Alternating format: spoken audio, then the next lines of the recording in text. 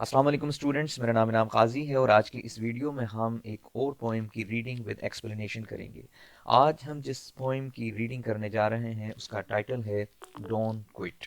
Don't quit का मतलब यानी हिम्मत ना हारो, हौसला ना छोड़ो। और इसके जो पोइट हैं उनका नाम है एडगर एल्बर्ट गेस्ट। तो आए सबसे पहले हम पोइट के बारे में थोड़ा सा पढ़ते हैं। एडगर एल्बर्ट गेस्ट 1881 में पैदा हुए और 1959 में उनका इंतकाल हुआ। He was born in Birmingham, England. England में ये पैदा हुए, इंग्लिश थे, but was educated in United States as his family move there. और उसके बाद उनकी फैमिली यूनाइटेड स्टेट्स मूव कर गई और फिर ये वहीं इनकी तालीम इन्होंने हासिल की और अपना करियर बनाया। Owing to his themes and the language used in his works, he became known as the people's poet।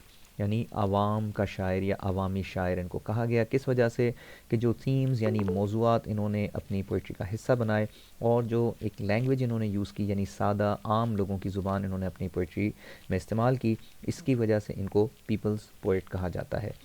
His poems often had an inspirational and optimistic view of everyday life। इनकी poetry में inspiration हमें मिलती है और optimistic view of life मिलता है। Optimistic का मतलब होपफुल, उम्मीद दिलाने वाला। उसके बाद है कि his poetry was read the most during the first half of the 20th century. और आगे फिर इनकी किताबों की एक लिस्ट है, उसको आप देख सकते हैं। तो ये था मुख्तसर सा तारुफ इस पोइट का। अब हम आते हैं समरी ऑफ द पोइम की जानिब। Don't quit by Edgar Albert Guest is an inspirational poem, जैसा कि हम ऊपर पढ़ चुके हैं, that inspires readers to work hard no matter how challenging a situation seems. कि जो रीडर को ये बताती है कि अगर हमारी ज़िंदगी में या आपकी ज़िंदगी में कोई भी चैलेंजेस हों, कितना ही मुश्किल वक्त हो, तो आप हिम्मत ना हारें, आप रास्ता ना तब्दील करें या रास्ता ना छोड़ें। Positive and optimistic thoughts expressed in the poem fill the reader with great passions to face the challenges of life। यानी ये पॉजिटिविटी सिखाती है, ये हमें पुरुम्मीद बनाती है ताकि हम ज़िंदगी में आने वाले चैलेंजेस को फेस कर सकें। The poem teaches us that while ट्रजिंग the road of life. अब ये जो ट्रजिंग वर्ड है जो पोइट ने अपनी लाइंस में यूज़ किया है, इसकी मीनिंग अगर हम यहाँ देखें तो आपको ये क्लियर होगा। It means to walk slowly with heavy steps because you are tired और कैरी समथिंग हैवी।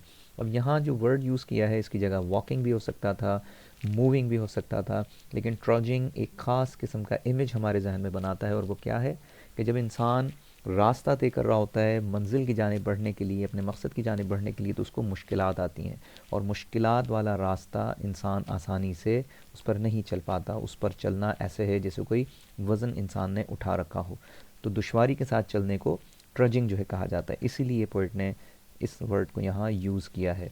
तो अब हम आगे पढ़ते हैं। The poem teaches us that while ट्रजिंग the road of life, कि जब ज़िंदगी की सड़क पर हम चल रहे हों, at times we will face steep ascents. Ascents का मतलब होता है चढ़ाई। बाज़ दफ़ा हमारी ज़िंदगी में रास्ता स्मूथ नहीं होता, बल्कि उतार चढ़ाव आता है या ऐसी ऊंचाई पर हमने चढ़ना होता है जिस पर चढ़ना आसान नहीं होता, यानी मुश्किलात हमारी ज़िंदगी में हमारे रास्ते में आती हैं। We must not get discouraged ever as things will go wrong also.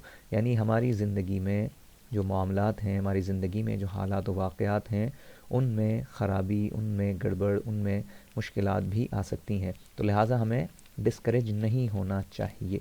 ये इसका एक बेसिक मैसेज है इस पोएम का। There will come times when our savings will be spent on meeting the needs of life.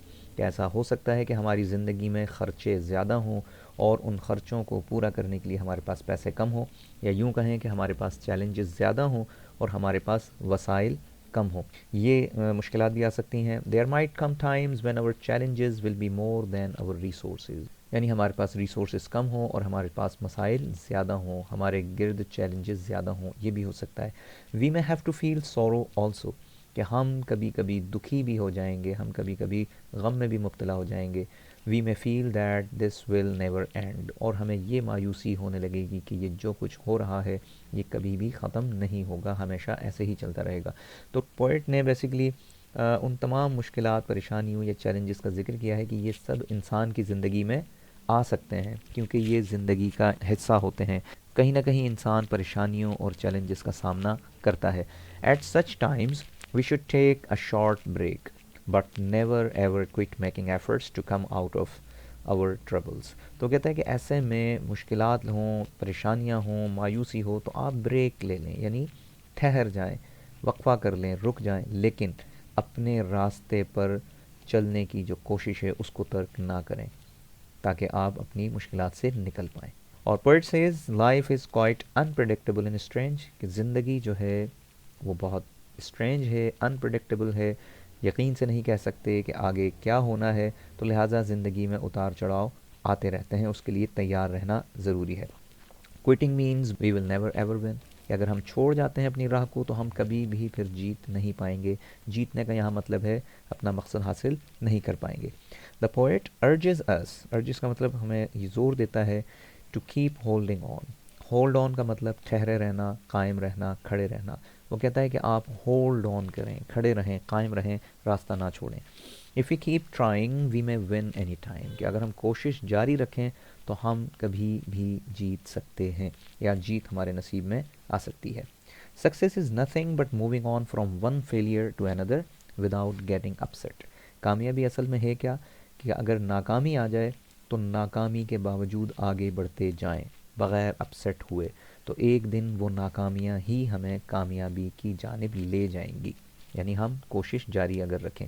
The poet appeals to us that when we are facing the hardest times, कि जब हमारी ज़िंदगी में बदतरीन हालात हों, बदतरीन वक्त हो, मुश्किलात बेतहाशा हों, it is at this time that we must not quit, कि यही वो लम्हा होता है जो हमें छोड़ जाने पर मजबूर कर रहा होता है, और एन यही वो लम्हा है कि जब हमें जमे रहना चाहिए, क्विट नहीं करना चाहिए। ये इस पोइम का बेसिक मैसेज है। We must remember that after every darkness comes the morning, कि ये चीज़ याद रखनी चाहिए कि हर अंधेरी रात के बाद एक रोशन सुबह ज़रूर होती है। इस तरह कुरान में भी है कि हर मुश्किल के बाद आसानी है। और एक सेइंग है कि it is darkest before the dawn, कि सुबह होने से पहले पहले का जो वक्त होता है वो तारीक होता है, बहुत डार्क होता है। तो अब आ जाए हम इसके स्टेंजा वाइज इसकी रीडिंग करते हैं। फर्स्ट स्टेंजा है इसका, when things go wrong as they sometimes will, when the road you are trudging seems all uphill, when the funds are low and the debts are high, and you want to smile but you have to sigh, when care is pressing you down a bit, rest if you must but don't you quit. सबसे पहले हम difficult words को देख लेते हैं। ट्रॉजिंग में already बता चुका हूँ, to walk slowly with heavy steps. और अगला वर्ड है इसमें फंड्स। फंड्स का मतलब यहाँ मनी, पैसे को भी कह सकते हैं, और रिसोर्सेज को भी कह सकते हैं, कि यानी आपके पास अपने मसाइल हल करने के लिए जो रिसोर्सेज हों, ऐसा हो सकता है कि वो कम हो जाएं। और आगे है डैट्स। डैट्स का मतलब तो कर्ज़ा होता है वैसे, अ सम ऑफ मनी दैट समबडी ओज यू। अच्छा, एक तो इसका मतलब वही है कर्ज़ा, लेकिन यहाँ मतलब चैलेंजेस को भी हम कह सकते हैं, कि जब आपके चैलेंजेस ज़्यादा हों और उन चैलेंजेस से निपटने के लिए रिसोर्सेज कम हों। आगे है and you want to smile but you have to sigh. Sigh का मतलब टू एक्सप्रेस ग्रीफ और पैन, दुख का इजहार करना, रंज का इजहार करना। केयर का मतलब यहाँ है वरी, एंजाइटी या टेंशन, फ़िक्र जिसको कहते हैं, परेशानी जिसको कहते हैं। अच्छा, एक चीज़ इस वर्ड से रिलेटेड मैं आपको बताता चलूँ कि अब बाज़ार में कुछ ऐसी रेफरेंस बुक, कुछ ऐसी स्टडी गाइड्स अवेलेबल हैं कि जो मयारी नहीं है। और इस वर्ड को देखकर मुझे जहन में क्यों आया कि मेरी नज़र से एक बुक गुजरी है जो नई, जो फर्स्ट ईयर बुक है उसकी रेफरेंस बुक के तौर पर, गाइड के तौर पर मार्केट में आई है। उसका मयार इस बात से अंदाज़ा लगा सकते हैं कि उसमें अक्सर मटेरियल नेट से लिया गया है, और नेट से लेना कोई बुरी बात नहीं है, लेकिन उसको पहले से देखना चाहिए था कि आया वो सूटेबल है या नहीं है। बहुत सी चीज़ें ऐसी हैं जो गूगल से ट्रांसलेट करके उसमें रखी गई हैं। अब चूँकि गूगल की ट्रांसलेशन एक मशीन ट्रांसलेशन है, तो वो ह्यूमन ब्रेन की तरह प्रोसेस नहीं कर सकता। छोटी सी एग्जांपल देख लें कि जो उस बुक के अंदर मैंने देखा इस लाइन को, कि when care is pressing you down a bit. अच्छा, केयर की एक मीनिंग होती है देखभाल करना, और प्रेसिंग का मतलब दबाना। तो वहाँ इसकी जो ट्रांसलेशन दी गई है वो क्या है, कि जब देखभाल आपको दबा रही हो। तो ये बड़ा रिडिकुलस सा जो है लगता है। तो लिहाजा ऐसी बुक्स से आप अवॉइड करें और उन पर रिलाई ना करें। क्योंकि उसमें बहुत सी गलतियाँ भी मैंने देखी हैं, इवन के एक्सरसाइजेज़ उसमें गलत हुई हैं बहुत सी। तो आप ऑथेंटिक मटेरियल पर रिलाई करें, और मैं कोशिश करता हूँ कि अपने चैनल पर जो मैं नोट्स अपलोड करता हूँ वो ऐसे रैंडम से ना मैं बना दूँ, जल्दी में ना बनाऊँ, बल्कि मेरी कोशिश होती है कि मैं पूरी तरह से पढ़कर, ओरिजिनल टेक्स्ट को देखकर और मुख्तलिफ इंटरनेट रिसोर्सेज को देखकर फिर मैं अपने नोट्स बनाने की कोशिश करता हूँ। इसमें भी गलतियाँ हो सकती हैं, और मैं ओपनली इनवाइट करता हूँ कि आप अगर इसमें कोई गलती नोट करें तो उसको मुझे हाईलाइट करें, मैं उसको इम्प्रूव करूँगा इंशाल्लाह। ठीक है, तो सिर्फ ये पॉइंट मुझे ज़रा सा बताना था ताकि आप केयरफुल रहें ऐसे किसी भी मटेरियल से कि जो मयारी ना हो। खैर, इसको हम देख लेते हैं। तो केयर की मीनिंग है यहाँ वरी, एंजाइटी या टेंशन, और प्रेसिंग का मतलब फोर्सिंग या प्रेशराइजिंग। अब इस लाइन का जो हम सिंपल मतलब बनाएंगे वो क्या है कि जब परेशानियाँ या फ़िक्रें आपको घेरे हुए हों, जब आप परेशानियों के नरगे में हों। ठीक है, तो ये इसका एक मतलब इस तरह से बनता है। अब यहाँ स्टेंजा को हम एक्सप्लेन अगर करें तो यहाँ इसमें क्या बातें की गई हैं।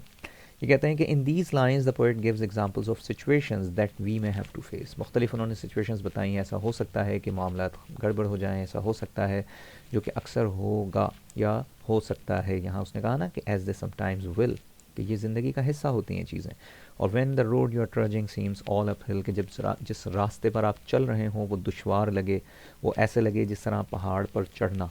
अप हिल का मतलब पहाड़ पर चढ़ना, जो कि ज़ाहिर है दुशवार रास्ता होता है। और जब आपके पास पैसे कम हों, आप पर कर्ज़ा ज़्यादा हो, या आपके गिर्द चैलेंजेस ज़्यादा हों और आपके पास उन चैलेंजेस से निमटने के लिए रिसोर्सेज कम हों, और जब आप मुस्कुराना चाहते हों लेकिन आप गम, दुख और तकलीफ़ की वजह से मुस्कुरा ना पाएँ, बल्कि आपके दिल से एक आह निकल कर रह जाए, या आप महज गम का इजहार कर पाएँ, तो ऐसे तमाम हालात में, या एक और इन्होंने जो लास्ट में लाइन में कहा कि care is pressing you down, कि जब फ़िक्र, जब परेशानियाँ आपको घेरे हुए हों, तो ऐसे में क्या करें। लास्ट लाइन में ये मशवरा देते हैं कि रेस्ट इफ़ यू मस्ट, तो आप रेस्ट कर लें, ठहर जाएं, स्लो हो जाएं, बट डोंट यू क्विट, लेकिन रास्ता ना छोड़ें, रास्ता ना तर्क करें। तो यही बातें एक्सप्लेनेशन में लिखी हुई हैं कि in these lines the poet gives examples of situations that we may have to face, यानी मुख्तलिफ़ किस्म की सिचुएशंस बताई हैं जो हमें, जिनका सामना करना पड़ सकता है। He tells us to be persistent, persistent का मतलब जमे रहना, कायम रहना, रास्ता ना छोड़ना, through the hardest moments in our lives, कि हमारी ज़िंदगी में कितना ही मुश्किल वक्त आए, हम अपना रास्ता ना छोड़ें, अपनी कोशिशों को जारी रखें। The poet encourages us not to lose hope even if we have fewer resources and more challenges, कि चैलेंजेस ज़्यादा हों, रिसोर्सेज कम हों, ये भी हो सकता है। He further says that if the circumstances are too tough for us to move on, we must slow down, कि हम अपनी रफ्तार को स्लो कर लें, और even rest for a while, but we must not quit trying. अब आ जाते हैं अगले स्टेंजा पर। सेकेंड स्टेंजा है, life is queer with its twists and turns, as every one of us sometimes learns, as many a fellow turns about, when he might have won had he stuck it out. Don't give up though the pace seems slow, you may succeed with another blow. अब यहाँ पहले words की meaning देख लें box में। Queer means strange या unpredictable, कि ज़िंदगी अजीब व गरीब है, ज़िंदगी अनप्रडिक्टेबल है, उसके बारे में हम यकीन से नहीं कह सकते कि आने वाला वक्त कैसा होगा।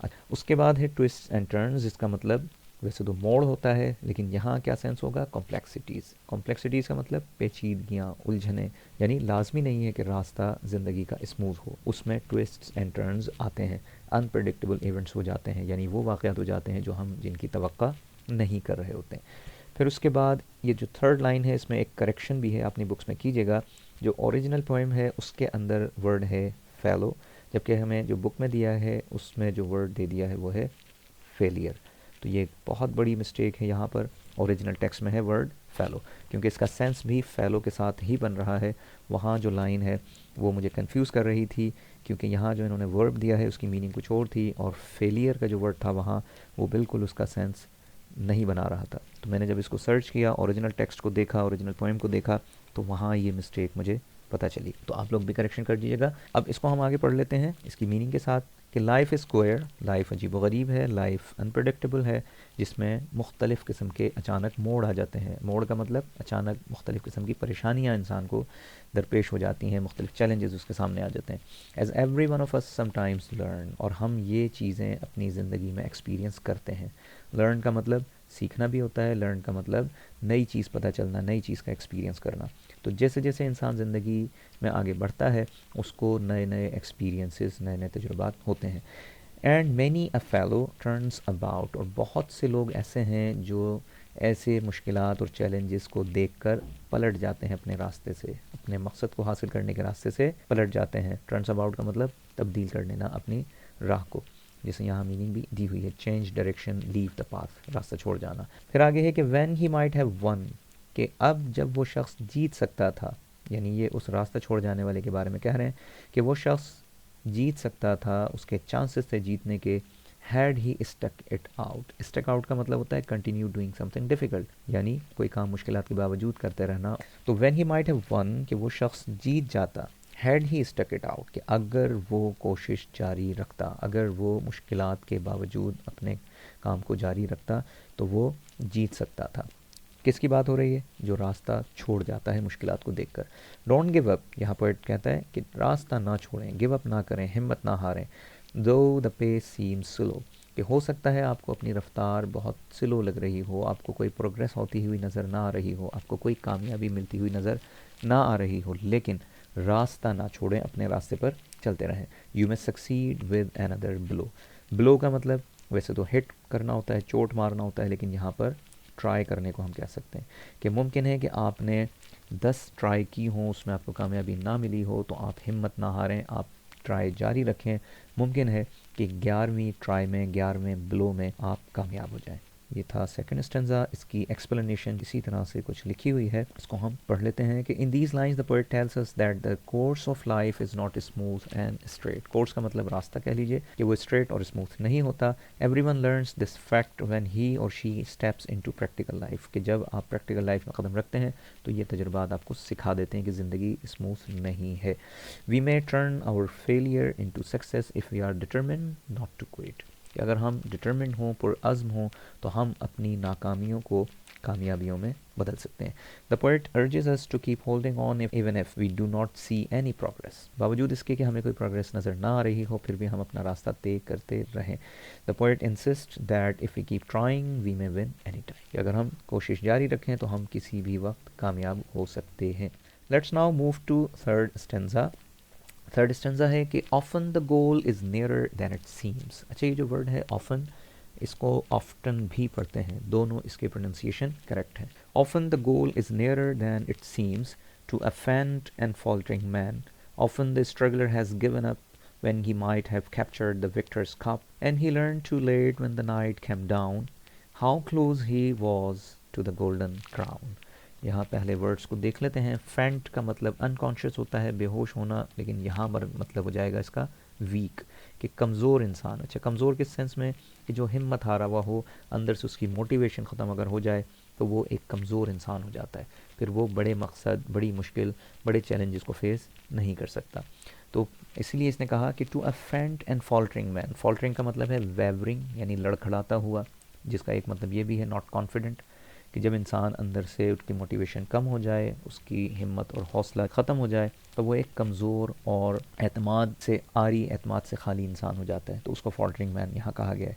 Often the struggler has given up, given up का मतलब क्विट कर देना, सरेंडर कर देना या हिम्मत हार जाना। और विक्टर्स कप का मतलब विनर्स ट्रॉफी, यानी फ़तह हासिल करने वाला इंसान। तो अब हम इसको देख लेते हैं। तो ये कहता है कि often the goal is nearer than it seems, कि अक्सर ऐसा होता है कि जो हमारा गोल है, जो हमारा टारगेट है, वो करीब होता है लेकिन हमें दूर लग रहा होता है। और किस शख्स को ज़्यादा दूर लग रहा होता है? जो फेंट और फॉल्टरिंग हो, यानी जिसकी हिम्मत जवाब दे जाए, जिसके अंदर हौसला, हिम्मत कम हो जाए, जिसकी मोटिवेशन डाउन हो जाए, तो चंद कदम का फासला भी उसको बहुत तवील दिखाई दे रहा होता है। तो ऐसे शख्स की यहाँ मिसाल देके बताया। Often the struggler has given, और अक्सर क्या होता है ऐसे में, जो स्ट्रगल करने वाला होता है वो गिव अप कर जाता है, वो छोड़ जाता है, वो हिम्मत हार जाता है। आगे है कि when he might have captured the Victus cup, और कब छोड़ जाता है? कि जब वो विक्ट्री तक पहुंचने ही वाला होता है, क्योंकि उसको लग रहा होता है कि वो कामयाब नहीं हो रहा, उसका रास्ता तय नहीं हो रहा, उसको कोई प्रोग्रेस नज़र नहीं आ रही होती, तो वो हिम्मत हार कर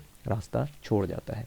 and he learn too late when the night came down, कि जब रात ढलती है। अब यहाँ रात ढलने का मतलब क्या है, जब अंधेरा छटता है, जब उसको मंजर साफ दिखाई देता है तो उसको पता चलता है कि उसका जो टारगेट था, उसकी जो मंजिल थी वो तो बहुत करीब थी, क्योंकि मायूसी का अंधेरा जब उस पर छा जाता है तो उसको कुछ दिखाई नहीं देता। How close he was to the golden crown, तो उसको फिर एहसास होता है कि वो कितना करीब था कि वो जीत जाता, कितना करीब था कि वो कामयाबी हासिल कर लेता, लेकिन अब लेट हो चुका होता है।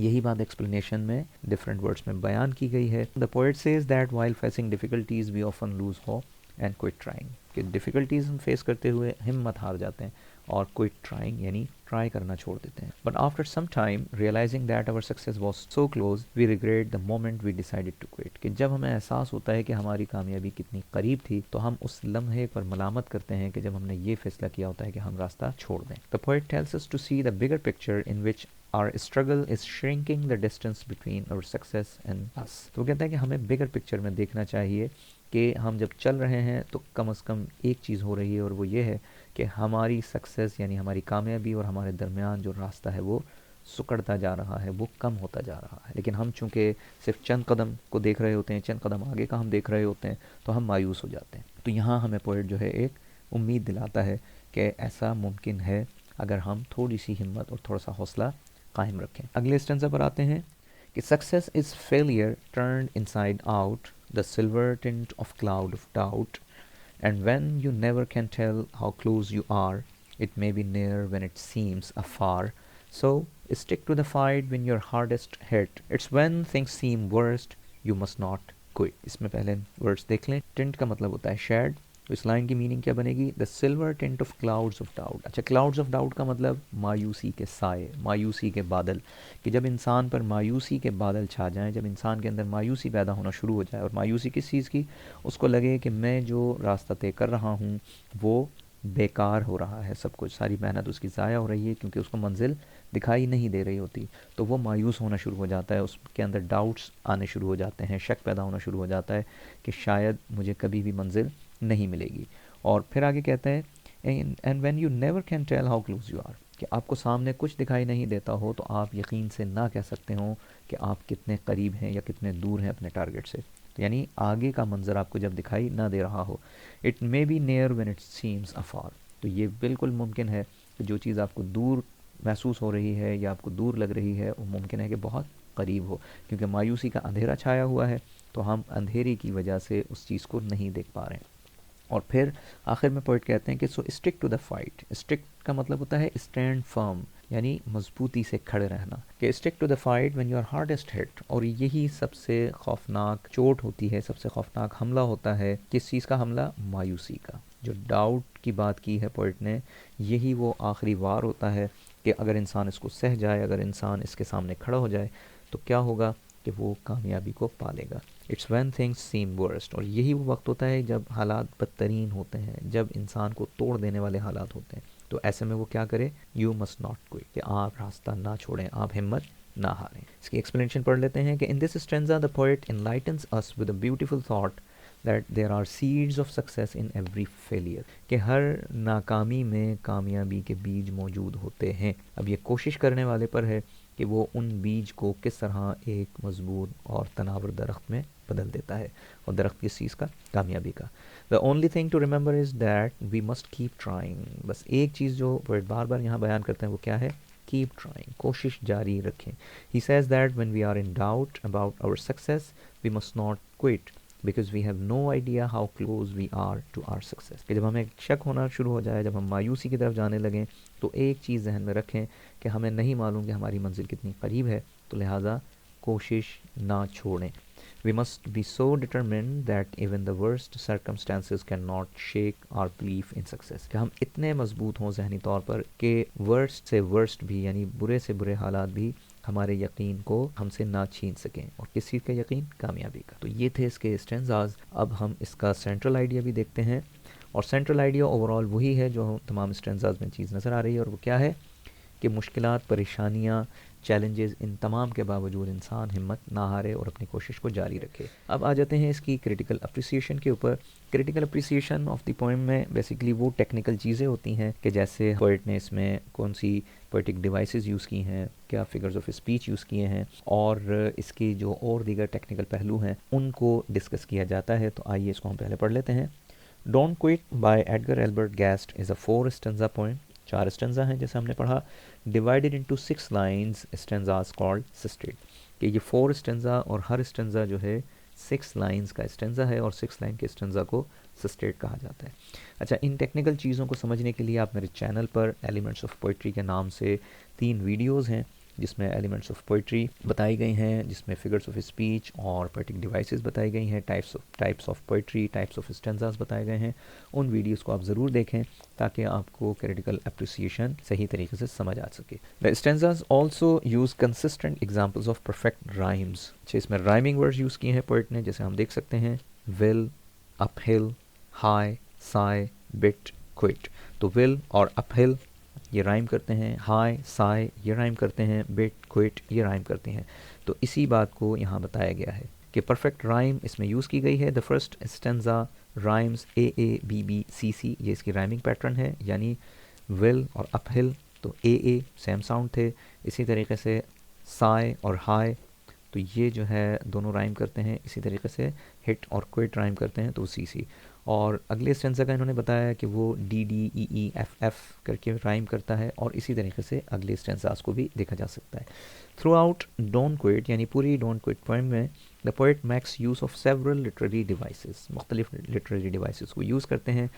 These include imagery. अच्छा, इमेजरी का मतलब क्या है कि ऐसे अल्फाज का इस्तेमाल करना कि जिससे पढ़ने वाले के जहन में एक पिक्चर बन जाए, यानी इस तरह के अल्फाज का इस्तेमाल करना कि जो पढ़ने वाला अपनी आम रूटीन में नोट करके एक पिक्चर अपने जहन में बना सके। For example, don't give up though the pace seems slow, you may succeed with another blow. अब ब्लो का मतलब चोट मारना, हिट मारना, यानी कोई इंसान कोई चीज़ तोड़ने की कोशिश कर रहा हो, सख्त कोई चीज़ हो और उस पर वो चोट मार रहा हो, लेकिन इतनी बार चोट मारने के बाद भी उसको लगे कि शायद वो कामयाब नहीं होगा। तो पोइट इस सेंस में कहता है कि मुश्किलात पर आप अपनी हिट, अपनी कोशिशों की, अपनी एफ़र्ट्स की हिट्स जारी रखें, बिलाखिर वो मुश्किलात टूट जाएंगी और आपको रास्ता मिल जाएगा। तो ये एक पिक्चर सी पोइट ने जो है जहन में बनाई है, तो ये इमेजरी की मिसाल है। एलिट्रेशन का मतलब लाइन में, किसी पोइट्री की लाइन में कुछ वर्ड्स ऐसे यूज़ हों कि जिनकी बिगिनिंग साउंड एक जैसे हों, सेम हो, वो एलिट्रेशन कहलाता है। तो alliteration occurs when the poet repeats the same consonant sound at the beginning of multiple lines. For example, smile and sigh. अब स साउंड दोनों वर्ड्स में आ रहा है और ये करीब करीब यूज़ हुए हैं, तो ये एग्जाम्पल है alliteration की। एक और एग्जाम्पल इसमें है कि twists and turns, ट साउंड इसमें यूज़ हुआ है, तो ये भी alliteration कहलाएगी। एक और इसमें डिवाइस यूज़ की है एनेफ्रा। एनेफ्रा क्या है ये मैं उस वीडियो में बता चुका हूँ जो मैंने आपको रेफ़र किया एलिमेंट्स ऑफ पोइट्री में, तो वहाँ आप देख सकते हैं। यहाँ भी इसकी छोटी सी डेफिनेशन दी है कि repetition of structure an image और वर्ड या फ्रेज़, जो कि लाइंस में बिगिनिंग में कोई वर्ड, कोई फ्रेज़ या कोई आइडिया रिपीट हो रहा हो, वो एग्जाम्पल होती है एनेफ्रा की।